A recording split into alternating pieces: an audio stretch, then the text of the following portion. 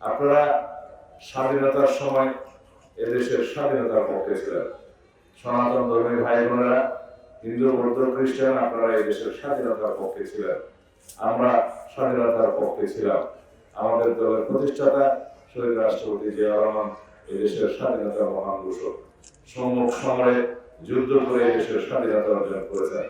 আপনাদেরকে, বিশেষ করে সনাতন ধর্মী ভাই বোনদেরকে অনেক বেশি ত্যাগ স্বীকার করতে হয়েছে। তাদের হাতে, যারা এদেশের স্বাধীনতায় বিশ্বাস করেনি, এদেশের স্বাধীনতা চায়নি, তাদের হাতে। আপনাদের পূর্বপুরুষরা যারা এখনো জীবিত আছেন, তারা জানে 1971 সালে কাদের হাতে তারা নির্যাতিত হয়েছিল। সেরকম একটি ধর্মভিত্তিক রাজনৈতিক দল আজকে নবরূপে নির্বাচনে দাঁড়িয়েছে।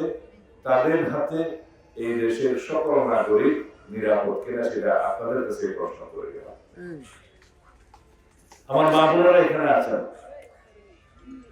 আমরা আপনাদের সামাজিক মর্যাদা বৃদ্ধির জন্য, অর্থনৈতিক সক্ষমতার জন্য এবং আপনাদের নিরাপত্তার জন্য, সামাজিক মর্যাদার জন্য আমরা অনেক কর্মসূচি নিয়েছি।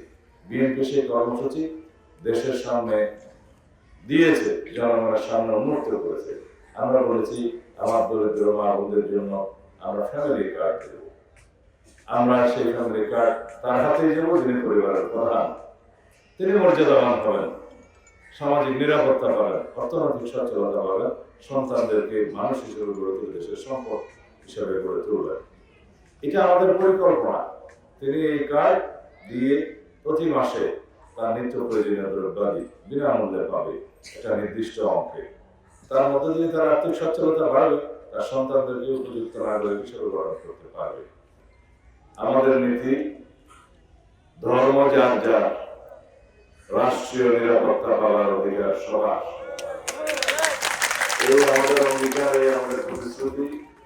এবং বিএনপি দেশের পরীক্ষিত রাজনৈতিক দল। যখনই রাষ্ট্র পরিচালনা, সরকার পরিচালনার দায়িত্ব আপনারা দিয়েছিলেন বিএনপিকে, সবসময় আপনাদের ধর্মীয় স্বাধীনতা বজায় রাখা হয়েছে, নিরাপত্তা দেওয়া হয়েছে। এবং এই দেশের মানুষ জানে, আপনারা জানেন, বিএনপির শাসনামলে আপনারা নিরাপদ ছিলেন, থাকবেন। আমি এখানে আপনাদের সাথে দেখা করতে পেরে খুবই আনন্দিত। আপনাদের চেহারা দেখে, আপনাদের হাসি দেখে সারা বাংলাদেশে আমরা বিশ্বাস করি এদেশের সকল ধর্মাবলম্বী ভাই বোনেরা আপনারা বিএনপির প্রতি আপনাদের আস্থা রেখেছেন। কারণ আমাদের দলের প্রতিষ্ঠাতা শহীদ রাষ্ট্রপতি জিয়াউর রহমান এদেশের সকল ধর্মাবলম্বীদের ধর্মীয় স্বাধীনতা নিশ্চিত করেছেন।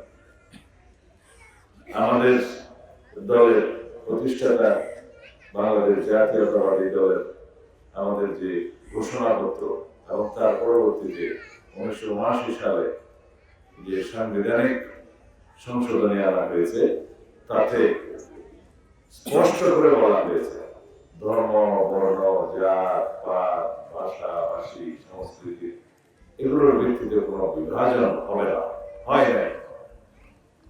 সেজন্য এদেশের আপামর জনসাধারণ শহীদ রাষ্ট্রপতির সেই নীতিকে সমর্থন করেছেন।